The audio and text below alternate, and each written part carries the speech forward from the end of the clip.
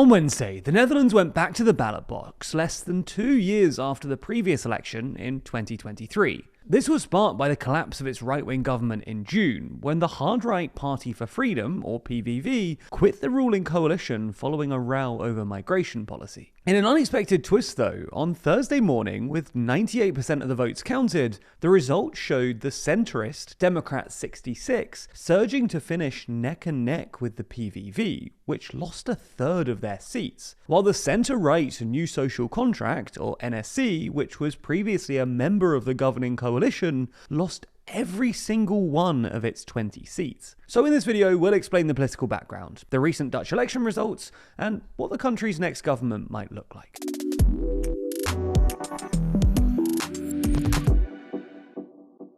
Never miss an episode and always feel in the loop by subscribing and ringing the bell. First though, let's explain the political context. Back in November 2023, the Netherlands general election was won by Geert Wilders' PVV, an anti-immigration party usually described by the press as far-right, which upset the status quo of Dutch politics by becoming the largest party in parliament for the first time. However, the two next biggest right-wing parties, the centre-right People's Party, or VVD, and the New Social Contract, or NSC, ruled out joining a cabinet led by Wilders, both because of his harsh migration policies and anti-Islam stance, and because they weren't confident that they could work with him in government anyway. So in order to get coalition talks back on track, Wilders reluctantly agreed not to be Prime Minister, and to instead move forward with a PVV minority government with an extra parliamentary cabinet, i.e. a cabinet made up of individuals from both within and outside of politics, with none of the coalition party leaders taking up ministerial posts. Then in May 2024, four right-leaning parties, the hard-right PVV, centre-right VVD and NSC, which dropped their opposition after Wilders' compromise, and the conservative agrarian Farmer Citizen Movement, or BBB, struck a deal and published their coalition agreement, forming what was generally seen to be the most right-wing government in modern Dutch history. In July 2024, the new cabinet was officially sworn in, with Dick Schoof, a career civil servant and political outsider, appointed as Prime Minister. However, the coalition soon ran into disagreements over the budget and immigration, and collapsed after less than a year this June, when Wilders' PVV quit following a row over migration policy, a move which Prime Minister Schoof called irresponsible and unnecessary. As such, a fresh election was called for October, and in the meantime, another party, the NSC, also quit the coalition after the other parties failed to adopt harsher measures against Israel following a UN-backed report which confirmed widespread famine in Gaza. Ahead of the elections, the final Ipsos INO polls showed the PVV in the lead, the left-wing Green Left Labour Alliance in second, and two liberal centre parties, the Democrat 66 and Christian Democratic Appeal, or CDA, close together in third and fourth. Meanwhile, it suggested notable drops in support for all three of the other outgoing coalition parties, the VVD, NSC and BBB, which have seemingly been hurt by their affiliation with the PVV in government. However, the actual results were pretty surprising. By Thursday morning, the results showed a shock surge for the centrist D66, with 26 seats. Wilders' PVV also on 26 seats, the centre-right VVD in third with 22 seats, the Green Left Labour Alliance in fourth with 20 seats, and the centre-right CDA in fifth with 18. Meanwhile, the other two outgoing coalition parties suffered heavy losses, with the BBB going from 7 seats to 4 and the NSC losing all of its 20 seats. Essentially, these preliminary results suggest that the PVV's short stint in government damaged both the PVV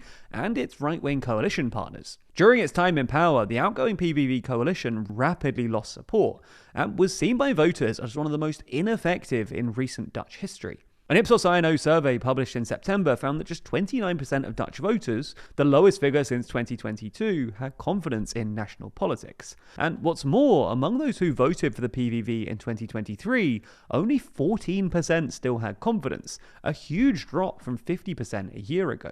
This suggests a perception that the outgoing coalition failed to deliver on its key promises, namely introducing Europe's most hardline immigration policy and tackling a dire housing shortage. Given that pre-election surveys found housing, healthcare, and immigration to be the top issues for voters in 2025, with nearly 2/3 wanting solutions on affordable housing, older voters caring most about healthcare, and right-wing voters caring most about immigration, it looks like the coalition has been punished for disappointing voters. The other notable takeaway, though, was the the surge of moderate parties on both the right and left. The centrist D66 recorded its best results since it was founded in 1966, with G66 politician Jan Paternotte praising the party's leader for fighting what he called a fantastic campaign, adding, "He told a positive story and left all of the negativity of the past 2 years behind him." For context, the D66 is a socially liberal centrist party with strong support among civil servants and university graduates, and ran an optimistic campaign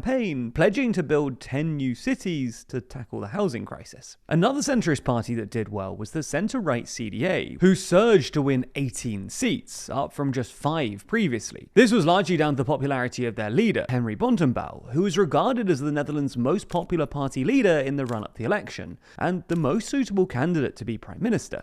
However, the CDA still slightly underperformed some recent polling estimates, which predicted it to win up to 24 seats, and that drop-off was possibly due to backlash over comments made by Bontebal and then retracted earlier this month, implying that he supported religious schools' rights to reject gay students. Anyway, with these results, what might the next Dutch coalition actually look like? Well, even if the PVV scrapes a victory over D66 in terms of votes, it will almost certainly be kept out of government this time round, and Wilders has even admitted that he has little hopes of forming a government even if they do try. This is because both the Green Left Labour Alliance and CDA have pledged to block the PVV from any future coalition. As such, a centrist grand coalition comprising of the D66, Green Left Labour and CDA looks likely as a minority government, or if the VVD is included, as a majority government. While the VVD has previously ruled out entering into a government with the left, this position could well change during coalition talks. If this were to happen, 38-year-old D66 leader Rob Jetten would likely lead the administration, and could become the Netherlands' first openly gay prime minister. Ultimately, the strong performance of moderate parties overall suggests that the Dutch electorate would rather have stability and experience in government this time round. If you're interested in learning more about this topic, then there's plenty of other outlets reporting on it online, but what about everything you don't see? Or what about the sources you've grown to trust that are purposefully leaving out information? Thankfully, our sponsor this week, Ground News, are experts at lifting the veil on media bias. That's because Ground News is a website and app that gathers thousands of articles from across the world, expertly merging all different sides of political bias into one place, making it simple to see multiple perspectives on the same event. In addition, every single story comes with a detailed view of the bias distribution, factuality scores, and even specific ownership information. For example, if we take this story on the 27 parties standing in the Dutch election, you can see that 33 sources are reporting on it, and it's all featured here in one place. In fact, if we delve a bit deeper, we can even see that most of the coverage is coming from the centre. While it would normally be overwhelming to sift through thousands of articles to find out how they're being reported differently by either side, Ground News offers a handy bias comparison feature where you can do this with a click of a button. For instance, if we go back to the story on the 27 parties in the Dutch election, we can learn that the left and centre emphasise the abundance of options, while the right de-emphasises the number of choices. But that's not all. For stories that have been disproportionately covered by one side of the political spectrum or the other, their aptly named blind spot feed puts all of those into one place to help you stay grounded and informed. So if you want to begin questioning the narrative, instead of just consuming it, you can get started today as we're partnering with Ground News to offer you 40% off their unlimited access Vantage plan. Just subscribe through the link in the description or scan the QR code on screen, and you'll be supporting an independent news platform working to make the media landscape more transparent.